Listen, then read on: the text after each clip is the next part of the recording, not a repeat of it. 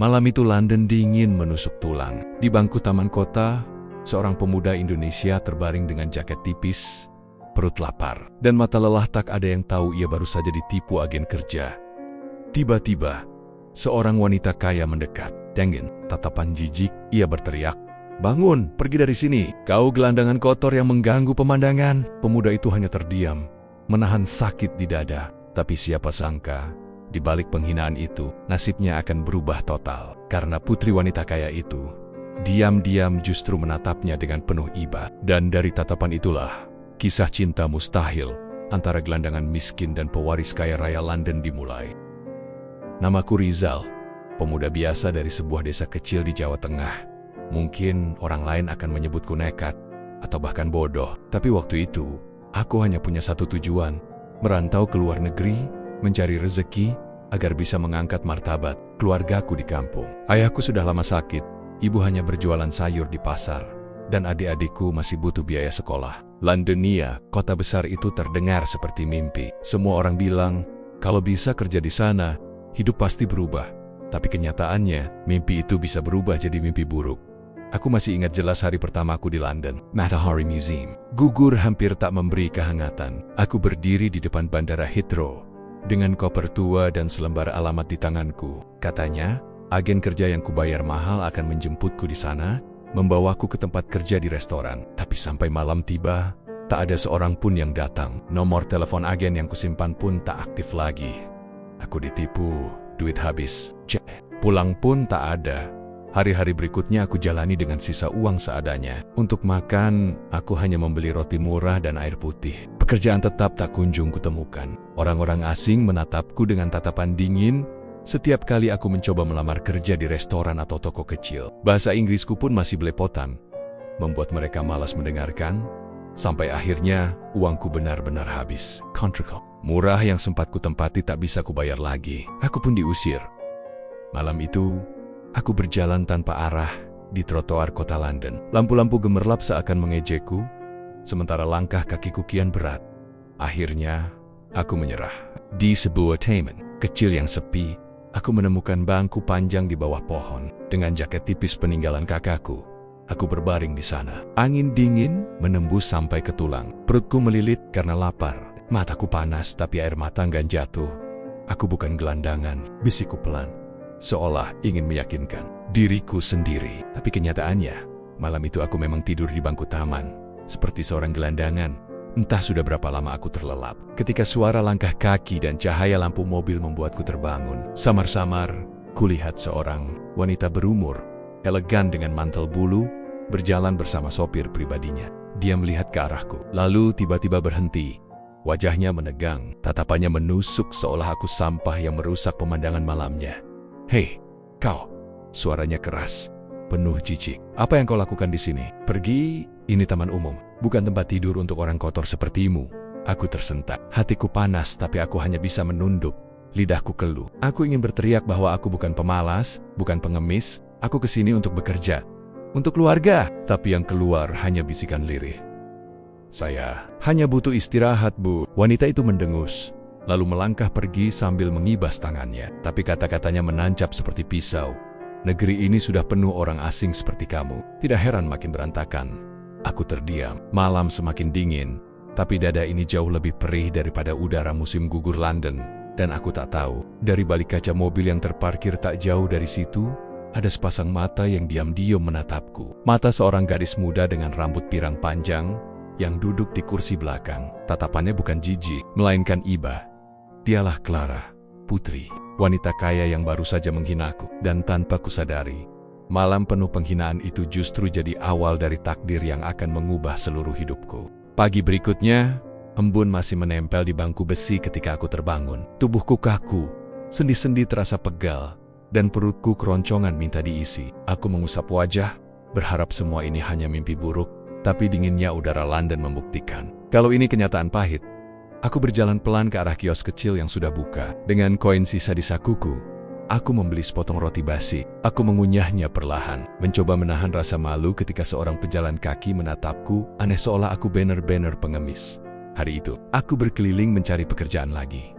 Dari restoran ke restoran, Dari toko ke toko, jawaban mereka hampir selalu sama.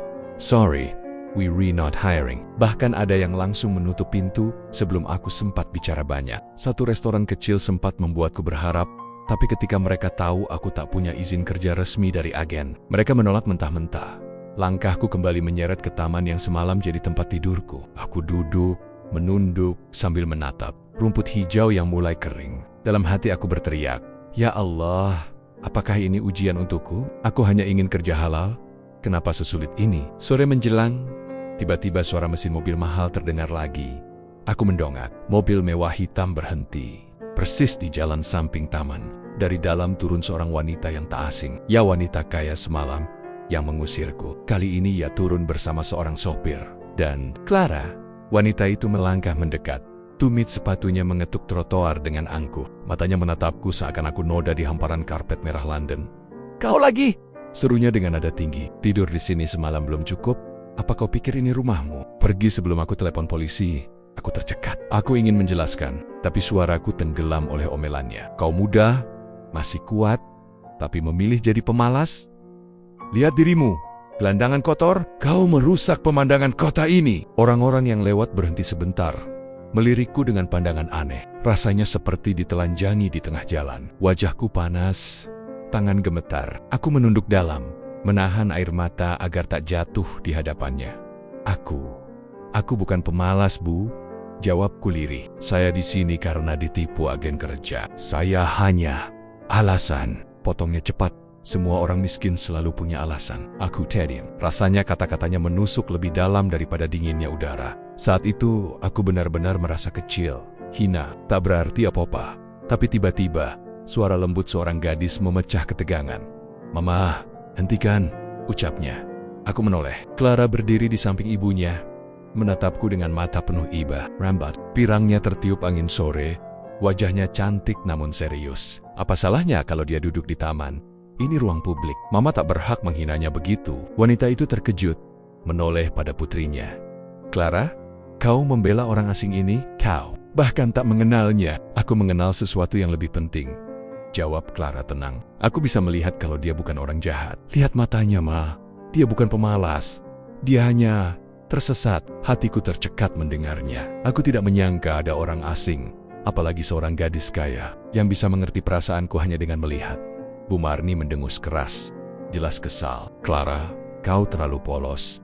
Dunia tidak seindah itu. Orang seperti dia hanya akan merepotkanmu." Lalu wanita itu berbalik, masuk kembali ke dalam mobil dengan wajah kesal. Tapi Clara tak ikut masuk. Dia justru mendekat, membuka tas kecilnya, lalu mengeluarkan sebungkus roti dan sebotol air mineral. Ia meletakkannya di sampingku. "Ini untukmu," katanya pelan, sambil menatapku. "Maaf, ibuku kasar. Jangan diambil hati." Aku terdiam. Suara lirihku hampir tak keluar.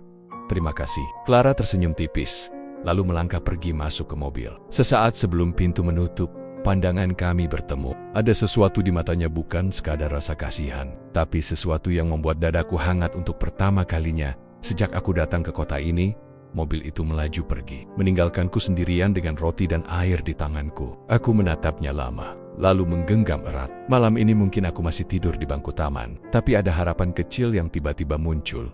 Harapan yang datang dari tatapan seorang gadis bernama Clara.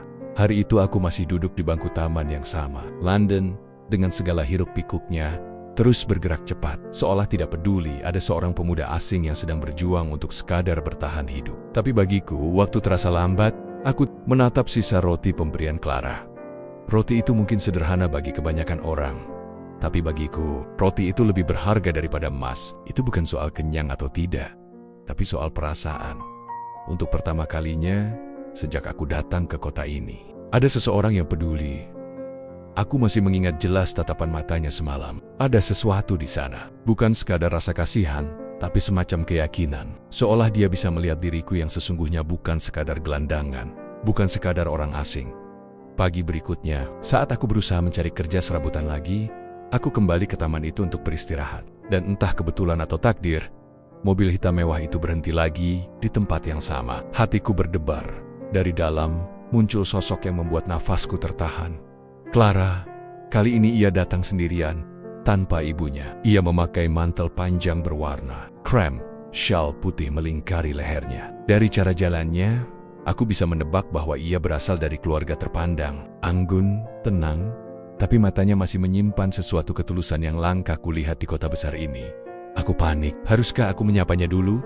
Atau berpura-pura tak melihat? Hei, suaranya memecah lamunanku. Aku menoleh. Clara sudah berdiri di depanku, menatapku sambil tersenyum tipis. Kau masih di sini? Aku gugup, mengangguk pelan. Iya, saya belum punya tempat lain. Clara duduk di bangku, tak jauh dariku. Aku benar-benar tidak menyangka seorang gadis kaya akan rela duduk di taman umum, di samping orang asing sepertiku. Aku Clara, katanya sambil mengulurkan tangan. Aku ragu sejenak, lalu menjabatnya dengan hati-hati. Rizal, sejenak hening. Angin sore berhembus, membuat daun-daun berguguran. Aku minta maaf soal ibuku, ucap Clara akhirnya. Memang keras kepala, kadang terlalu cepat menghakimi orang. Aku tersenyum kecut. Tidak apa-apa, aku sudah biasa dihina. Tapi aku tidak biasa melihat ketidakadilan, balasnya cepat. Aku terdiam. Kata-katanya membuat dadaku hangat. Aku ingin bercerita lebih banyak, tapi lidahku keluh. Akhirnya aku hanya berkata, aku kesini untuk kerja. Aku ditipu agen, uangku habis. Jadi, aku seperti ini sekarang. Clara menatapku dalam-dalam, seolah menyerap setiap kata. Itu sulit sekali. Aku bisa bayangkan betapa beratnya. Aku tertawa pahit. Sulit, lebih dari itu. Kadang aku merasa ingin menyerah, tapi aku ingat keluargaku di kampung. Mereka menungguku.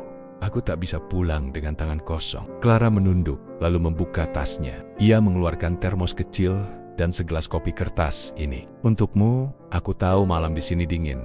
Aku terkejut. Tanganku gemetar ketika menerima kopi itu. Uap hangatnya menenangkan. Terima kasih, Clara. Kau tidak perlu repot-repot. Tapi aku ingin, jawabnya singkat, tulus. Ada hening yang aneh di antara kami. Tapi bukan hening yang canggung. Lebih seperti jeda, di mana dua dunia yang sangat berbeda. Aku, pemuda miskin dari desa, dan dia, gadis pewaris keluarga kaya. London tiba-tiba dipertemukan di bangku taman yang sederhana. Hari itu, kami berbicara lama tentang keluargaku di Indonesia, tentang mimpiku membuka usaha kecil di kampung, tentang adik-adikku yang masih sekolah. Clara mendengarkan dengan sungguh-sungguh, tanpa sekalipun menertawakan. Sesekali matanya berkaca-kaca, seolah ia bisa merasakan penderitaanku. Aku iri padamu, katanya tiba-tiba. Aku hampir tersedak. Apa iri? Clara, kau punya segalanya. Ia tersenyum miris. Justru karena itu, aku punya segalanya, tapi sering merasa kosong. Semua yang kujalani terasa diatur orang lain. Aku, seperti boneka di rumahku sendiri. Aku terdiam. Untuk pertama kalinya, aku melihat sisi rapuh dari seorang gadis kaya. Ternyata, setiap orang punya luka masing-masing. Saat matahari tenggelam, Clara berdiri. Aku harus pulang. Kalau Mama tahu aku kesini lagi, dia pasti marah. Aku mengangguk. Terima kasih untuk semuanya. Kau tak tahu betapa berarti ini bagiku. Clara menatapku sekali lagi. Matanya hangat. Jangan menyerah, Rizal. Aku percaya kau bukan orang biasa. Mobil hitam itu pergi, meninggalkan aroma parfum lembut di udara. Aku masih duduk di bangku, menggenggam gelas kopi yang kini hampir dingin. Hatiku berdebar tak karuan untuk pertama kalinya sejak datang ke kota ini. Aku merasa aku bukan sendirian lagi. Malam itu udara London lebih dingin dari biasanya. Angin menusuk kulit, membuat jaket tipis yang kupakai serasa tak ada gunanya. Aku berjalan menyusuri trotoar kota, berharap bisa menemukan kerja sambilan malam di bar atau restoran. Tapi biasa, harapan hanya tinggal harapan. Aku menunduk, menahan rasa lapar. Baru saja aku ingin kembali ke bangku taman, terdengar suara jeritan dari arah gang kecil. Suara itu tinggi, panik, dan jelas sekali. Suara seorang wanita. Aku spontan menoleh. Di ujung gang, kulihat dua pria bertubuh besar menghadang seorang gadis muda. Salah satunya berusaha menarik tas dari tangannya. Gadis itu meronta, suaranya nyaring. Aku bilang lepaskan, teriaknya. Darahku mendidih. Aku tahu aku bukan siapa-siapa di kota ini.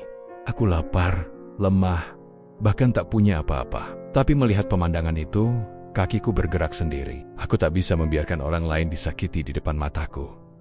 Aku berlari ke arah mereka. Hei, lepaskan dia, teriakku dengan suara lantang. Kedua pria itu menoleh. Mereka menatapku dengan tatapan mengejek. Apa ini? Seorang gelandangan ingin jadi pahlawan? Salah satunya tertawa kasar. Aku tak peduli. Tanpa pikir panjang, aku mendorong salah satu dari mereka hingga hampir jatuh. Gadis itu berhasil sedikit menjauh, Tapi pria lain sudah mengangkat tinjunya ke arahku. Bak, tinju keras mendarat di pipiku. Pandanganku berkunang-kunang, darah terasa asin di bibirku. Tapi aku tetap berdiri. Aku membalas dengan tendangan ke arah perutnya. Cukup keras hingga ia meringkuk sebentar. Lari! Teriak aku gadis itu. Tapi sebelum sempat dia pergi, wajahnya terlihat jelas di bawah lampu jalan. Aku terkejut itu, Clara. Waktu serasa berhenti sejenak. Clara juga menatapku dengan mata membelalak. Rizal! Kesadaranku buyar ketika satu pukulan lagi mendarat di pundakku. Aku terhuyung, tapi segera bangkit lagi. Aku tahu aku tak bisa menang melawan dua pria bertubuh besar. Tapi aku bisa menahan mereka cukup lama agar Clara bisa selamat. Dengan sisa tenaga, aku meninju wajah salah satunya. Ia terhuyung mundur. Yang Lin maju, tapi Clara akhirnya berteriak keras, memanggil perhatian orang-orang yang lewat. Dalam hitungan detik, suara sirene polisi terdengar dari kejauhan. Kedua pria itu saling pandang, lalu kabur ke arah gang gelap. Aku terengah, tubuhku penuh memar. Rizal! Clara berlari ke arahku, wajahnya panik. Ia memegang lenganku yang gemetar. Astaga, kau terluka. Kenapa kau melawan mereka? Kau bisa terbunuh. Aku tersenyum lemah. Aku tidak bisa diam saja. Clara menggigit bibirnya, matanya berkaca-kaca. Ia merogoh tasnya, mengeluarkan tisu, lalu mencoba membersihkan darah di sudut bibirku. Tangannya gemetar, tapi sentuhannya hangat. Kau bodoh, bisiknya lirih. Tapi, terima kasih. Aku menunduk, menahan rasa perih di pipi. Tapi hatiku, entah kenapa justru hangat. Seakan rasa sakit ini tak ada artinya dibandingkan tatapan. Clara saat itu, polisi akhirnya datang. Mereka bertanya singkat, dan Clara menjelaskan kejadian sebenarnya. Aku hanya berdiri di samping, menunduk, takut jika mereka curiga aku yang salah. Tapi Clara meyakinkan polisi bahwa akulah yang menolongnya. Setelah semuanya selesai, Clara memaksaku ikut bersamanya. Aku tidak akan membiarkanmu tidur di taman malam ini, katanya tegas. Aku mencoba menolak. Tidak usah, Clara. Aku bisa bertahan. Tahan bagaimana? Dengan tubuh penuh luka seperti ini, ia menatapku tajam. Aku tak peduli apa kata mama. Kau ikut denganku. Akhirnya, aku menyerah. Malam itu, untuk pertama kalinya sejak aku tiba di London, aku tidak tidur. Di bangku taman, Clara membawaku ke apartemen kecilnya yang berbeda dengan rumah besar keluarganya. Rupanya, Clara punya tempat sendiri untuk kabur dari aturan ibunya. Ia memberiku selimut hangat, segelas teh, dan makanan sederhana. Aku hampir menangis saat roti hangat itu masuk ke mulutku. Rizal, katanya tiba-tiba, duduk di depanku. Kau benar-benar berbeda dari pria yang kukenal di kota ini. Aku mengernyit. Maksudmu, kebanyakan pria hanya peduli pada diri sendiri. Kau bahkan rela terluka demi orang lain yang nyaris tak kau kenal. Aku terdiam. Apa yang harus kujual? Aku hanya melakukan apa yang menurutku benar. Clara tersenyum. Matanya jernih. Aku senang bertemu denganmu. Kalimat itu sederhana, tapi bagiku, kalimat itu lebih indah daripada semua mimpi yang pernah kubayangkan. Malam itu, aku tidur di sofa. Kecil apartemen Clara, luka-luka di tubuhku masih terasa. Tapi entah kenapa, untuk pertama kalinya aku tidur dengan tenang. Karena di ruangan itu, aku tahu ada seseorang yang melihatku bukan sebagai gelandangan, tapi sebagai manusia. Pagi itu, sinar matahari menembus tirai tipis apartemen kecil Clara. Aroma roti panggang dan teh hangat memenuhi ruangan. Aku duduk di sofa tempat tidur daruratku beberapa malam terakhir, sementara Clara mondar-mondir di dapur mungilnya. Mengli, selai stroberi ke roti seperti anak kecil yang terlalu bersemangat. Ini sarapan pahlawanku, katanya sambil menyodorkan piring. Aku tertawa kecil. Pahlawan? Pahlawan macam apa yang masih takut lihat tagihan listrik? Clara ikut tertawa, lalu duduk di depanku. Kami makan pelan, membiarkan hening yang nyaman mengambil alih. Di luar, London bergerak seperti biasa, tapi di ruangan itu waktu terasa lebih pelan seolah sengaja memberi kami ruang untuk bernapas. Aku sudah tanya temanku di kafe dekat King's Cross, kata Clara mendadak. Mereka butuh orang cuci piring. Gajinya nggak besar, tapi lumayan. Aku menatapnya, perasaan campur aduk. Di satu sisi aku bersyukur, di sisi lain harga diriku berdesak-desakan. Clara, aku nggak mau terus-terusan dibantu. Aku pengen berdiri sendiri. Aku tahu. Ia menatapku lembut. Kau tetap mencarinya sendiri. Aku hanya buka pintu, yang masuk tetap kau. Kalimatnya sederhana, tapi menenangkan. Hari itu aku beranikan diri ke kafe itu. Wawancara singkat, tatapan manajer yang curiga, lalu keputusan cepat diterima percobaan seminggu. Kerja malam, Upah harian. Aku mengangguk berkali-kali sampai rasanya leherku pegal. Tuan, akhirnya, malam-malam berikutnya aku habiskan di belakang kafe, bau sabun, air panas, piring-piring berjatuhan, dan tawa para koki yang kadang kasar. Tapi, jujur, tanganku lecet, tapi hatiku entah kenapa terasa lebih utuh. Setidaknya aku tak lagi tidur di bangku taman. Setidaknya, aku punya arah. Sampai hari itu datang, siang yang cerah di Covent Garden. Aku dan Clara duduk di bangku, berbagi kentang goreng kertas. Kami tertawa soal hal-hal remeh, tentang turis yang memotret merpati, tentang pemain biola jalanan yang pura-pura sedih agar dapat koin lebih banyak. Dan di tengah tawa itu, sebuah mobil hitam mengilat berhenti di depan kami. Clara langsung kaku. Aku pun, pintu belakang terbuka. Bu Marni turun dengan mantel yang tampak lebih mahal daripada isi dompetku seumur hidup. Kacamata hitamnya diturunkan pelan, menatap kami seperti hakim sebelum menjatuhkan vonis. Clara, suaranya dingin, masuk ke mobil.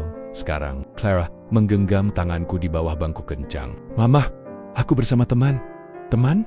Ia menatapku atas bawah. Kau menyebut gelandangan ini teman? Kepalaku menunduk. Aku berusaha bernapas seperti biasa, tapi udara rasanya menolak masuk. Orang-orang mulai melambatkan langkah pura-pura tidak melihat, padahal menajamkan telinga. Aku ingin bicara empat mata dengan pemuda ini, sambung Bu Marni tanpa menoleh pada Clara. Kau tunggu di mobil. Clara ragu. Mama, sekarang. Clara menatapku. Ada permintaan maaf di matanya. Aku mengangguk, meyakinkan seolah semuanya baik-baik saja. Padahal telapak tanganku dingin. Ketika Clara masuk ke mobil, Bu Marni berdiri di hadapanku. Sudut bibirnya terangkat, tapi bukan senyum, lebih ke semacam ejekan yang dipoles rapi. Aku orang yang praktis, katanya. Langsung saja, berapa kau butuh untuk menghilang? Aku mendongak. Tidak percaya. Maaf Wang, pindah dari hidup putriku. Tidak lagi menemuinya. Angka berapa yang membuatmu melupakan Clara? Ada detik yang terasa sangat panjang. Orang-orang berlalu lalang, merpati berdebat memperebutkan remah kentang. Tapi dunia rasanya berhenti tepat di antara kami. Aku tertawa kecil bukan karena lucu, tapi karena jika tidak, mungkin aku akan menangis. Tidak ada angka, jawabku pelan. Bu Marni tertawa singkat. Semua orang punya harga. Anak muda, kau hanya belum pernah melihat angka yang tepat. Kalau itu benar, kataku, menatap balik, mungkin aku satu-satunya pengecualian yang Mama temui hari ini. Senyumnya lenyap. Kau pikir ini romansa film murahan? Dengarkan aku baik-baik. Aku bisa membuatmu menghilang dari kota ini dalam semalam. Visa, izin kerja, kau yakin ingin kubuka itu semua? Ancaman itu mendarat telak. Jantungku berdebar tidak karuan. Aku memang rapuh di titik itu. Ia tahu. Ia menekan persis di luka yang terbuka. Aku tidak mencuri apapun dari putrimu.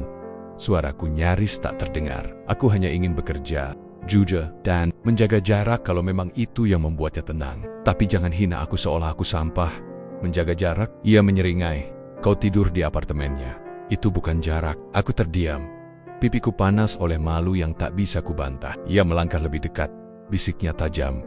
Kau hanya proyek belas kasihan. Dan belas kasihan itu akan berakhir hari ini. Pintu mobil terbuka. Clara turun lagi. Jelas menolak perintah. Kukep ma. Ia berdiri di sampingku. Wajahnya pucat tapi matanya tegas. Kalau Mama mau bicara di depan kami berdua. Bu Marni menatap putrinya. Ada kilatan kecewa yang hampir seperti sedih. Kau tidak mengerti apa-apa, Clara. Dunia ini keras. Orang seperti dia menyelamatkanku dari perampok. Potong Clara. Orang yang Mama sebut gelandangan ini Rizal adalah orang paling jujur yang kutemui di kota ini. Aku menatap Clara, kata-katanya seperti selimut di malam musim dingin, tapi juga seperti bensin ke api. Baik, kata Bu Marni akhirnya. Suaranya serupa pintu besi yang ditutup. Kalau begitu, kita lakukan dengan cara yang bersih. Sejak pertemuan sengit itu, hidupku tak pernah lagi sama. Bu Marni benar-benar menjalankan ancamannya. Beberapa hari kemudian, manajer kafe tempatku bekerja memanggilku ke ruangan kecil di belakang dapur. Wajahnya penuh canggung. Rizal, maaf, aku dapat laporan tentang izin kerjamu. Kami tidak bisa mempertahankanmu. Aku membeku. Rasanya seperti bumi runtuh menimpaku. Aku baru saja merasa punya pegangan, tapi semuanya direbut lagi. Aku hanya bisa mengangguk, menahan kata-kata yang tercekat di tenggorokan. Malam itu aku kembali, berjalan tanpa arah. Clara mencoba menenangkanku lewat telepon, tapi aku tahu ia juga terjepit. Di satu sisi, ia ingin bersamaku. Di sisi lain, ibunya punya kekuasaan yang bisa menghancurkan hidupku dalam sekejap. Rizal, dengarkan aku. Suara Clara terdengar tegas dari seberang sana. Jangan menyerah, aku percaya. Semua ini pasti ada jalan keluarnya. Aku tersenyum getir. Percaya itu gampang, Clara, tapi hidup tidak selalu seindah keyakinanmu. Aku pikir itu akan jadi akhir dari perjuanganku di kota ini. Namun takdir ternyata punya cara mengejutkan beberapa hari. Kemudian, Clara mengajakku diam-diam ke sebuah acara gala bisnis di pusat kota London. Aku awalnya menolak, merasa tempat seperti itu bukan untukku. Tapi Clara bersikeras, aku ingin kau ada di sana. Percayalah Rizal, kau akan mengerti kenapa nanti. Aku akhirnya menurut, meski jantungku berdebar kencang. Malam itu aku mengenakan jas pinjaman dari teman pekerja migran yang ku kenal di gereja komunitas. Rasanya aneh, seperti topeng yang tak pas di wajahku. Di ballroom besar penuh lampu kristal itu, aku berdiri kikuk di sudut. Orang-orang berseragam mahal tertawa dengan gelas anggur di tangan. Aku benar-benar seperti orang asing. Hingga sebuah percakapan di dekat meja registrasi membuatku mendongak. Aku masih ingat proyek perumahan yang nyaris gagal itu, kata seorang pria paruh baya kepada Bu Marni. Kalau saja tidak ada tim kecil dari Indonesia yang menyelamatkan sistem drainasenya, mungkin perusahaanmu bangkrut sekarang. Aku tertegun. Drainase? Proyek perumahan? Aku mengenal itu. Bukankah itu proyek singkat yang kukerjakan saat masih di Indonesia? Sebelum aku berangkat ke London, aku maju perlahan, mencoba mendengar lebih jelas. Pria itu melanjutkan, pemuda, itu apa namanya? Ya Rizal, anak muda yang cerdas. Dia dan timnya menyelamatkan proyek dengan biaya minim. Tanpa mereka, kalian rugi besar. Aku merasa darahku mendidih. Itu aku. Aku yang waktu itu bekerja keras sampai larut malam. Mengatur desain darurat agar banjir tidak merusak fondasi. Tapi tidak pernah ada yang benar-benar peduli. Kini, secara tak sengaja, kebenaran itu muncul di hadapan Bu Marni. Clara menoleh padaku. Matanya melebar. Rizal, itu kau? Aku hanya bisa mengangguk pelan. Ya, aku yang mereka maksud. Henning, sesaat lalu tanpa kusangka, Clara tersenyum penuh kemenangan. Ia menggenggam tanganku erat, lalu menarikku ke tengah ruangan. Ma, katanya lantang di hadapan semua orang. Inilah Rizal, pemuda yang pernah menyelamatkan bisnis keluarga kita. Semua kepala menoleh. Suasana ballroom yang tadinya riuh, mendadak hening. Bu Marni menatapku dengan wajah campuran kaget, bingung dan tak percaya. Aku gugup, tapi aku tahu ini kesempatan yang tak boleh kusia-siakan. Aku berdiri tegak, menatap Bu Marni dalam-dalam. Aku memang tidur di taman, Bu. Aku memang miskin dan tak punya apa-apa di kota ini. Tapi satu hal yang harus Mama tahu, aku tidak pernah datang untuk merebut harta putri Mama. Aku datang untuk bekerja keras. Sama seperti dulu ketika tanpa sadar aku pernah membantu bisnis keluarga Mama. Bisik-bisik mulai terdengar di antara tamu. Ada yang terkejut, ada yang mengangguk setuju. Bu Marni terdiam. Matanya berkedip-kedip seolah mencari kata. Clara mendekap lenganku erat. Sekarang Mama tahu, aku tidak salah memilih teman. Aku bisa merasakan dada Bu Marni naik turun, menahan sesuatu di dalam dirinya. Entah itu kemarahan, entah keheranan. Tapi yang jelas, malam itu rahasia besar telah terbongkar, bahwa aku bukan sembarang gelandangan. Aku pernah dan masih bisa berarti. Itu, ketika kami keluar dari ballroom, Clara menoleh padaku dengan mata berbinar. Rizal, kau sadar, sekarang Mama tak bisa lagi meremehkanmu begitu saja. Aku tersenyum lelah, tapi juga lega. Ya, tapi itu bukan berarti dia akan merestui kita. Clara menatapku serius. Kalau begitu, kita yang harus melawan. Aku tahu, badai yang lebih besar sedang menunggu. Tapi untuk pertama kalinya sejak semua ini dimulai, aku tidak takut lagi. Karena kali ini, aku tidak sendirian. Sejak malam gala itu, gosip tentang aku dan Clara menyebar cepat di kalangan sosialita London. Banyak yang membicarakan pemuda asing misterius yang pernah menyelamatkan bisnis keluarga Marni. Sebagian memandangku sebagai pahlawan kecil, sebagian lagi tetap menilaiku sebagai aib. Dan di tengah semua itu, Bu Marni makin murka. Hari itu, Clara memintaku menemuinya di rumah besar keluarganya. Aku sempat menolak, takut dipermalukan. Tapi Clara menatapku dengan mata penuh keyakinan. Rizal, kalau kita terus bersembunyi, Mama akan selalu merasa menang. Kita harus berdiri bersama. Aku pun mengangguk. Dengan jas sederhana yang kupinjam dari temanku lagi, aku melangkah masuk ke rumah megah itu. Lampu kristal bergantung, lantai marmer berkilau, dan setiap sudut ruangan seolah berteriak, kau tidak pantas di sini. Bu Marni sudah menunggu di ruang tamu. Duduk tegak di sofa kulit, wajahnya dingin, tangan terlipat di dada. Clara duduk di sampingku, menggenggam jemariku erat.